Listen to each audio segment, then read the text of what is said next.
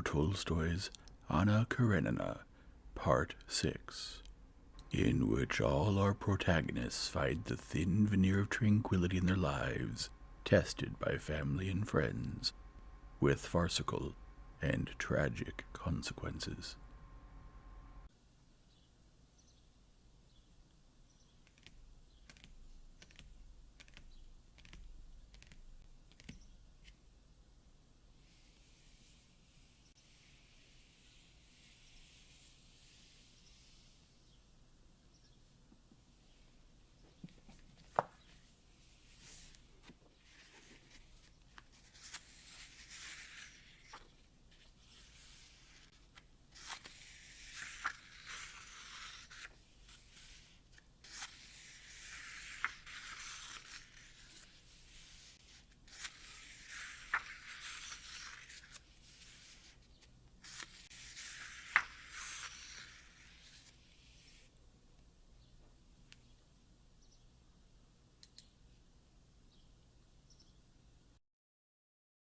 Chapter 16.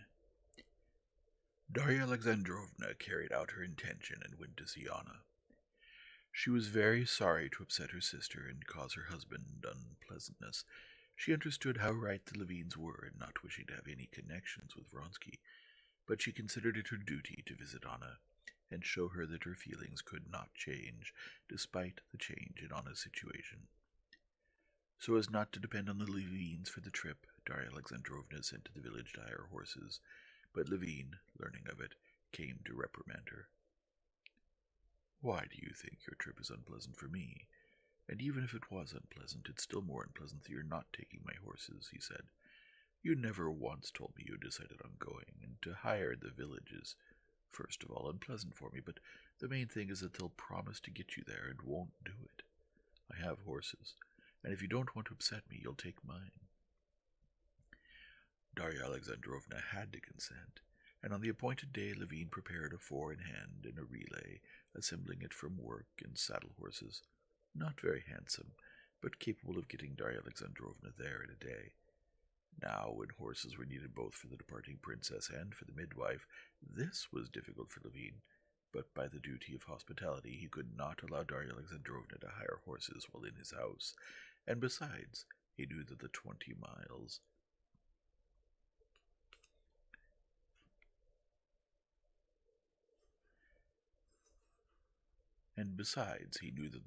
rubles Darya Alexandrovna would be asked to pay for the trip were very important for her, and he felt Darya Alexandrovna's money matters, which were in a very bad state, as if they were his own. On Levine's advice, Darya Alexandrovna started out before dawn. The road was good, the carriage comfortable, the horses ran at a merry pace, and on the box beside the coachman sat the clerk, whom Levine sent along instead of a footman for safety's sake. Darya Alexandrovna dozed off and woke up only as they were approaching an inn where the horses were to be changed. After having tea with the same rich music proprietor with whom Levine had stayed on his way to Zviazhsky's, and talking with the women about children and with the old man about Count Vronsky, whom he praised very much, Darya Alexandrovna set off again at 10 o'clock. At home, busy with the children, she never had time to think. But now, during this 4-hour drive, all the previously repressed thoughts suddenly came crowding into her head, and she thought about the whole of her life as never before, and from all different sides. She herself found her thoughts strange. First she thought of her children, about whom she still worried, though the princess, and above all Kitty, she relied more on her, had promised to look after them. What if Masha starts her pranks again? And what if Grisha gets kicked by a horse? And what if Lily's stomach gets still more upset? But then the questions of the present were supplanted by questions of the near future. She began thinking that they ought to rent a new apartment in Moscow for the next winter. The furniture in the drawing-room should be changed, and a fur coat should be made for the oldest daughter. Then came thoughts of the more distant future, how she was going to send the children into the world. Never mind about the girls, but the boys. Very well, I can busy myself with Grisha now, but that's because I'm now free myself. I'm not pregnant. Naturally, there's no counting on Stiva. With the help of good people, I will send them out, but if if there's another child. And it occurred to her how incorrect the saying was about a curse being laid upon woman, that in pain she would bring forth children. Never mind giving birth, but being pregnant, that's the pain, she thought, picturing her last pregnancy and the death of that last child. And she remembered her conversation with the young peasant woman at the inn. To the question whether she had children, the beautiful young woman had cheerfully replied, "I had one girl, but God freed me. I buried her during Lent." "And aren't you very sorry about her?" Darya Alexandrovna had asked. "Why be sorry? The old man has lots of grandchildren. Nothing but trouble. No work, no nothing, just bondage." This answer had seemed repulsive to Darya Alexandrovna, despite the young woman's good-natured prettiness. But now she inadvertently recalled those words. Cynical as they were, there was some truth in them. And generally, thought Darya Alexandrovna, looking back at the whole of her life in those 15 years of marriage, pregnancy, nausea, dullness of mind, indifference to everything, and above all, ugliness. Kitty, young and pretty Kitty, even she has lost her good looks, but when I'm pregnant I get ugly, I know it. Labor, suffering, ugly suffering, the last moment, then nursing, the sleepless nights, the terrible pains. Darya Alexandrovna shuddered at the mere recollection of the pain from cracked nipples that she had endured with almost every child. Then the children's illnesses, this eternal fear, then their upbringing, vile inclinations. She remembered little Masha's crime in the raspberries. Education, Latin, all of it so incomprehensible and difficult, and on top of it all the death of these same children. And again there came to her imagination the cruel memory, eternally gnawing at her mother's heart, of the death of her last infant boy, who had died of croup. His funeral, the universal indifference before that small pink coffin, and her own heart-rending, lonely pain before the pale little forehead with curls at the temples, before the opened, surprised little mouth she had glimpsed in the coffin, just as it was covered by the pink lid with the lace cross.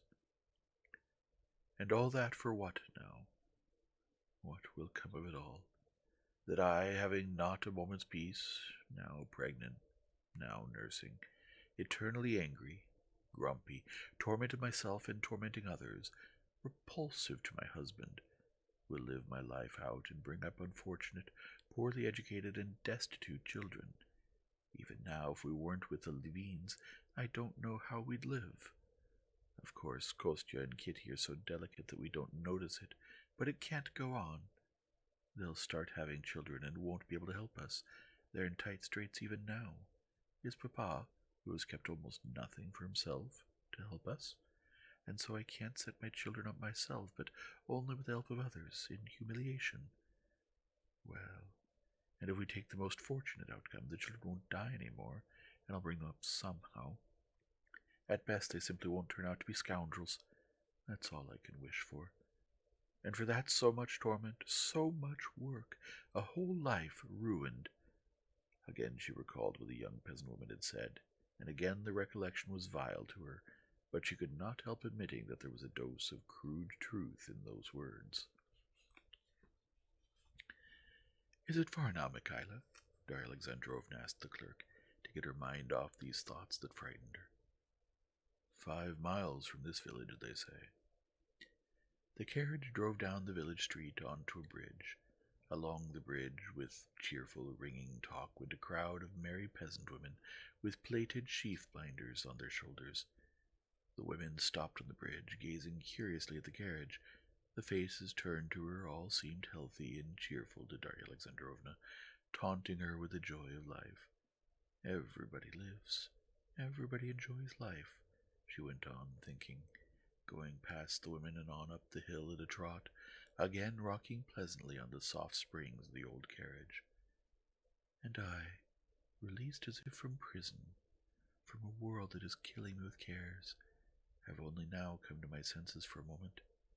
Everybody lives, these women, and my sister Natalie, and Varenka, and Anna, whom I am going to see, and only I don't. and they all fall upon Anna. What for? Am I any better? I at least have a husband I love. Not as I'd have wanted to love, but I do love him, and Anna did not love hers. How is she to blame, then?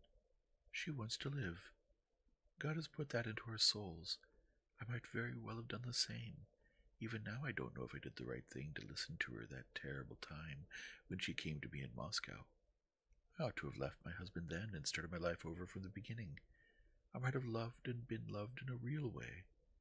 Is it better now? I don't respect him. He's necessary to me, she thought about her husband, and so I put up with him. Is that better?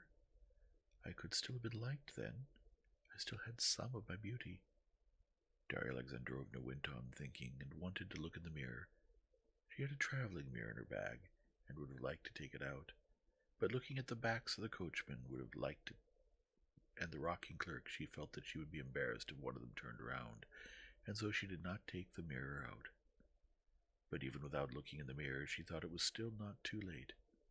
She remembered Sergei Ivanovitch, who was especially amiable towards her, and Stiva's friend, the kindly Surovsin, who had helped her take care of her children when they had scarlet fever, and was in love with her. And there was also one quite young man who, as her husband had told her jokingly, found her the most beautiful of all the sisters, and Darya Alexandrovna pictured the most passionate and impossible love affairs. Anna acted splendidly, and I'm not going to reproach her. She's happy. She makes another person happy, and she's not downtrodden the way I am, but is probably as fresh, intelligent, and open to everything as ever, she thought, and a sly, contented smile puckered her lips, particularly because, as she thought about Anna's love affair, she imagined, parallel to it, an almost identical love affair of her own, with an imaginary, collective man who was in love with her. She confessed everything to her husband just as Anna had done, and Stepan Arkadyev's astonishment and perplexity at the news made her smile. In such reverie she reached the turning from the high road that led to Vozhvenchko.